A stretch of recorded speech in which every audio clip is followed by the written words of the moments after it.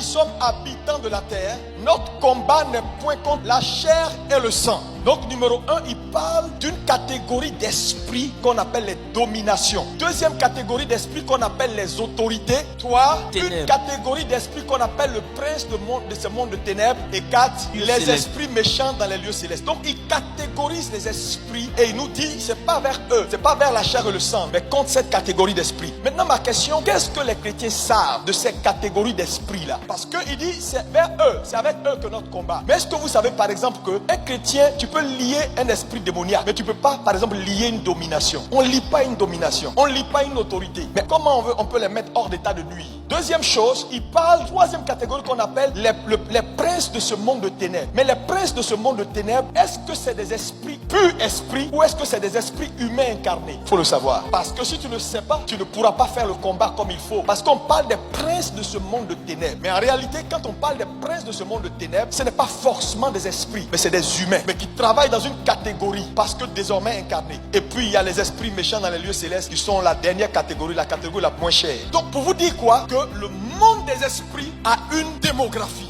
à des habitations, à une population.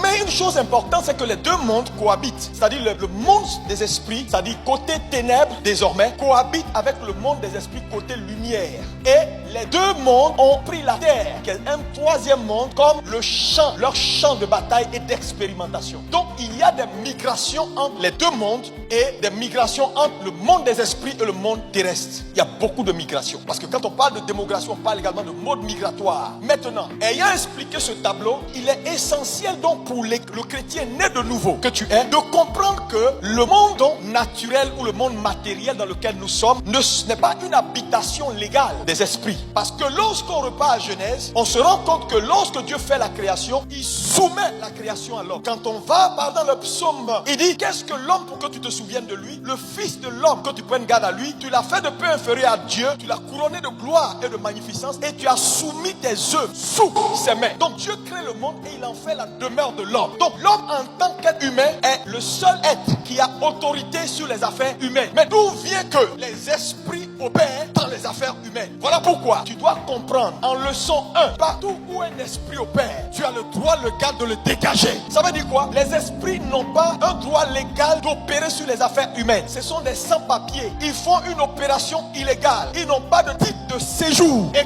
quand dans une nation, quelqu'un n'a pas de titre de séjour, mon ami, il n'a pas le droit d'opérer dans la nation. Les esprits sont des sans-papiers. Ils n'ont pas de titre de séjour. Et quand dans une nation sérieuse, les gouvernants savent ce qu'ils ont à faire, on ne laisse pas des sans-papiers faire ce qu'ils veulent. Regardez le monde. Les esprits font ce qu'ils veulent. Ils entrent, ils sortent, ils entrent dans la vie des gens. Ils cassent leur vie. Ils rendent les gens malades. Ils donnent cancer. Et ceux qui sont les directeurs de ce monde, les gouverneurs que Dieu a établis, ne comprennent rien. Et des sans-papiers qui sont là et ils font ce qu'ils veulent. C'est-à-dire ils ont tellement habité, ils ont tellement interagi avec les affaires humaines que c'est devenu normal. C'est pas normal. Dieu a donné seulement à tout ce qui est matériel et à tout ce qui est humain le droit légal d'opérer ici-bas. C'est pourquoi vous devez grandir. Église, tu dois grandir spirituellement. Regardez, quand Dieu crée l'homme, il vient et puis il dit, faisons l'homme à notre image. Numéro 1, il fait la poussière de la terre et il fait le corps humain. Mais en faisant le corps humain, qu'est-ce que Dieu fait? La première chose que Dieu fait en faisant le corps humain de la poussière de la terre, c'est-à-dire matériel, Dieu donne une nationalité à l'homme qui est la nationalité de l'humanité. Parce qu'il a un corps, donc il a le droit de vivre sur terre, d'opérer sur terre. C'est un citoyen du monde matériel, pas son corps. Dieu ne s'arrête pas là.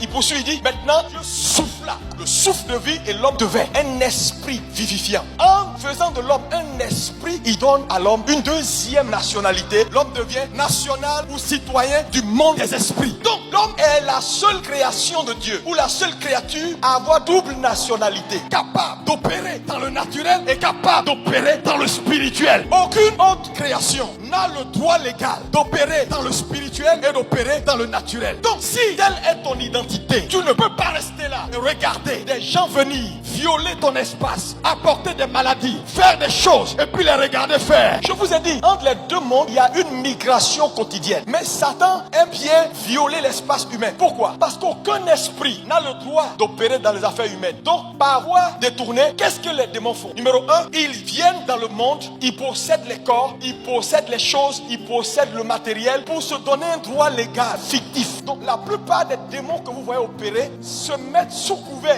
pour opérer. Parce que naturellement, si un esprit sort là maintenant, c'est illégal. Mais donc pour opérer, il se donne un droit légal en possédant des hommes, du matériel et toutes sortes de choses qui est naturelle, qui est la nature matérielle. Parce que c'est tout ce qui est matériel qui a le droit d'exister sur terre. C'est pourquoi en tant que croyant, ne soyez pas ignorants. Il y a des arbres possédés, il y a des rivières possédées, il y a des maisons possédées, il y a des chats possédés, il y a des margouillas possédés, il y a des micros possédés. Je vous dis, tout ce qui est matériel devient donc sa poursuite pour avoir un droit légal de se tenir. Voilà pourquoi quand Jésus arrive à Gadara et qu'il chasse les démons, à un moment on dit pardon s'il te plaît, il ne faut pas nous renvoyer loin. Même si les ports là c'est suffisant, jette-nous même dans les ports. Même s'il y avait des margouillas ou de l'eau, mets-nous quelque part où on peut avoir toujours le droit de demeurer sur le territoire. Parce qu'on a trop de business sur ce territoire là depuis un moment. On ne peut pas aller loin. L'Église n'a aucune conscience des choses spirituelles. Et Satan est là, il travaille par personne interposée. Un peu comme si dans une nation, si tu n'es pas national, tu ne peux pas faire de business. Et les étrangers viennent, ils se substituent, ils prennent la nationalité, ils passent par leurs amis et puis ils établissent beaucoup de business. C'est ce que Satan fait. Satan connaît la parole de Dieu. Et deuxième raison de son action, c'est qu'il a compris que depuis Éden, Dieu a donné pour nourriture au serpent la poussière de la terre. Donc tout ce qui est à base de poussière devient sa poursuite, y compris toi en tant qu'homme, parce que tu as été fait de poussière. Voilà pourquoi la migration entre le monde des esprits démoniaques et le monde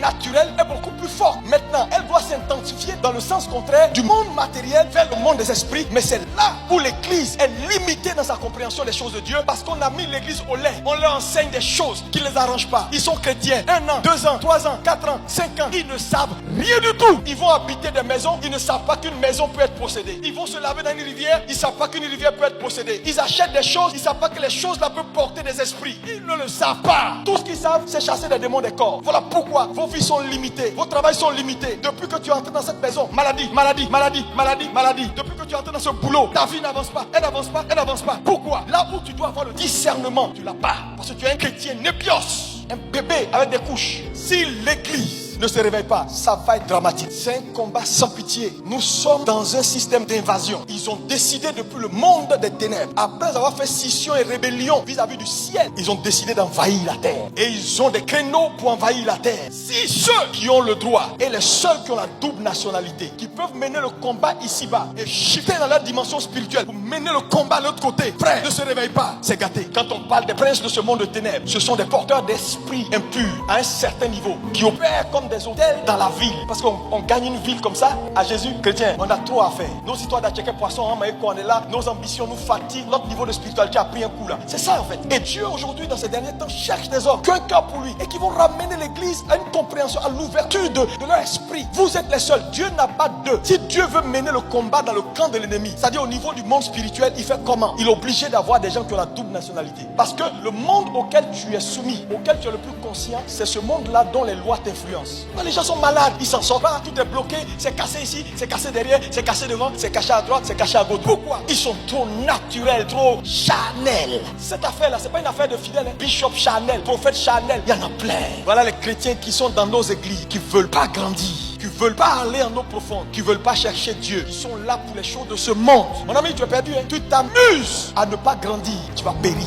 Les gens qui sont de l'autre côté là, ils ont compris que la force n'est pas ici, c'est dans l'autre monde. Pourquoi les mystiques, les francs-maçons et ces gens-là prospèrent et dominent le monde? Pourquoi? Tu t'es posé la question un jour. Voilà des gens qui sont dans un monde et qui ont compris que interagir avec un monde supérieur, qui a toutes les ressources, ça te met en avantage dans le monde physique. Et qui sont permanemment en train de scruter le monde spirituel, d'avancer, de devenir des maîtres dans leur loge, de devenir puissants. Et vous partez compétir avec eux sur les marchés. Et vous espérez quoi? Alors que dans le monde spirituel, le seul langage, c'est un langage de rapport de force. C'est celui qui a la force qui prend le dessus. Quand on dit les esclaves sur les chevaux et les princes à terre, je comprends mieux. C'est des gens qui vont vivre avec leur Bible en main, comme des désœuvrés, des pèlerins. Mon ami, on est des êtres spirituels. Voilà notre identité 1, pas le deuxième, le premier. Et vous savez, en termes de premier, il y a ce qu'on appelle la prédominance du droit d'aînesse. Dans le monde spirituel, c'est principe, loi. Quand c'est respecté, ça marche. C'est pas respecté, ça marche pas. La seule chose que Dieu fait, il va t'enseigner, il va te demander pardon, il va te demander d'écouter. C'est ça. Dieu est en train de vous supplier de l'écouter.